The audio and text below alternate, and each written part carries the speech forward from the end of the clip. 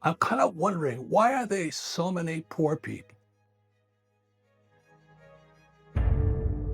I'm very concerned. I'm actually a big-hearted guy. And it's all these poor people, and the gap gets bigger and bigger and bigger between rich and poor. It is so fucking easy to get rich. And if you're poor, then you really got some screws loose up here. So listen to this thing. So I'll tell you how I came about it. This here is a 1964. In 1964, I was 17 years old. This is a Kennedy half dollar. This comes from Republic Monetary Exchange right down here on Camelback. My friend Jim Clark gave me this coin. It was thank you, because in 1964, the last year of a silver coin, and then America started to fuck with our money. So in 65, you pick up this little silver coin, it was now copper. And I didn't know it. I'm a dumb shit high school kid in Hawaii, flunking out of school, not very smart. I'd caddy for money. I carried 2 bags, sometimes I carried 3 bags, just to make some money. I'm looking at this damn thing going, why is it copper? So 64 was silver, 65 was copper. And I didn't know it at the time because I was just curious. The American government was violating Gresham's law. Gresham's law states that when bad money enters a system, good money goes into hiding. And for thousands of years, every government has tried to do this. They always want to fuck with our money. I'm a 17-year-old kid looking at this thing going, this one's silver and this one's copper. They're fucking with me.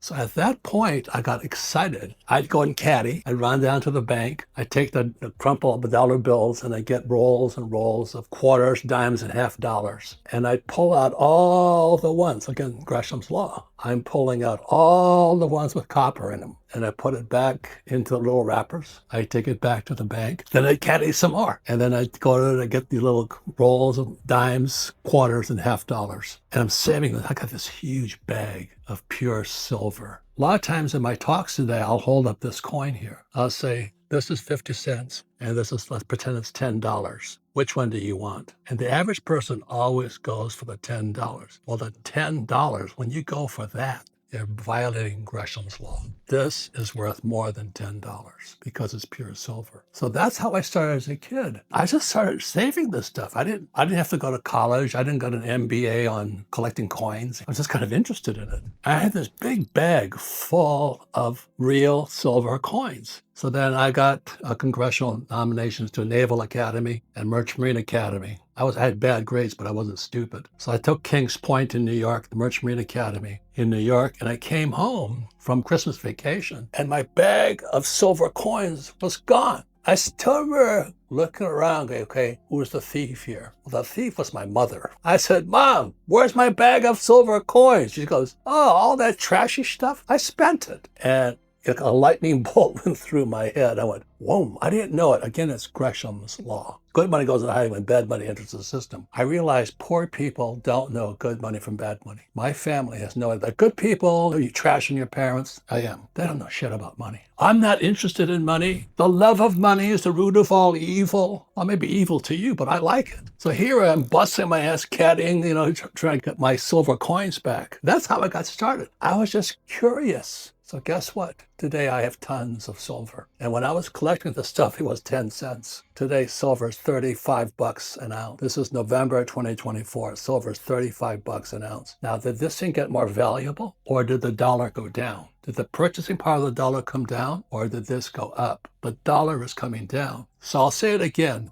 The reason poor people are poor, like my mom and dad, most of my family, they don't know real money from fake money. They don't know what Gresham's law is. They work for fake money. Today in America, this is 2024, they're printing 1 trillion fake dollars every 90 days. Let me ask this question. How long is a trillion? How big is a trillion? So if I was going to spend $1 a second, how long would it take me to spend $1 trillion? $1 a second would take me 31,688 years to spend $1 trillion.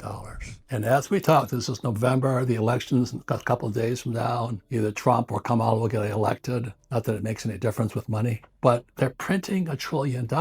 And the reason the gap between rich and poor is getting wider is because poor people don't know what real money is. Today, I have several tons of silver. I own the silver mines. I own several tons of gold. I own the gold mines. I own 71 Bitcoin. I'd rather have 71 Bitcoin than $71. But the difference between rich and poor, the reason this gap gets bigger and wider and more dangerous because people are getting desperate. They're poor. They're living on credit cards now. We're in serious trouble because poor people don't know what money is. They violate Gresham's law. They work for fake money. Oh, I got a pay raise. I'm making $100,000 a year. Well, $100,000 this year was not worth nothing, but you're working hard for money. So that's why if you read Rich Dad, Poor Dad, 26 years now, #1 book in history, it says the rich don't work for fake money. The rich work to acquire assets. Silver is an asset. Fake silver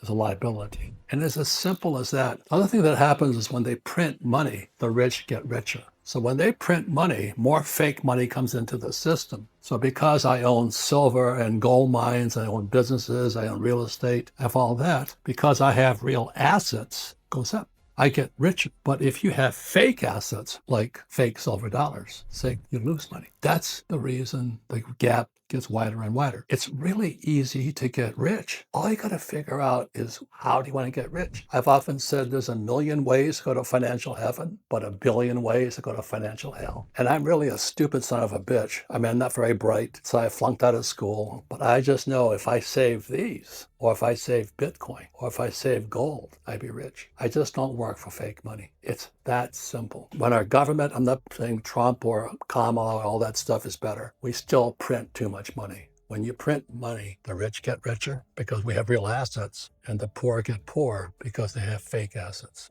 That's the biggest difference of all. It's really easy to get rich. Find the way that you want to get rich by. There's a million ways. I said, I like silver, I like gold, I like Bitcoin, and I like real estate.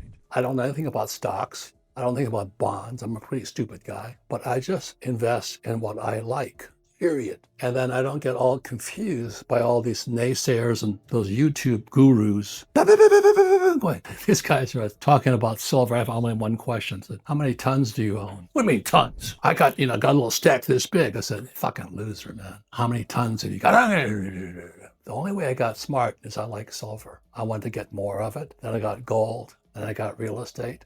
And I got Bitcoin. Invest in what you love. You too shall get richer. This gap between rich and poor is because poor people don't know the difference between real money and fake money. Thank you.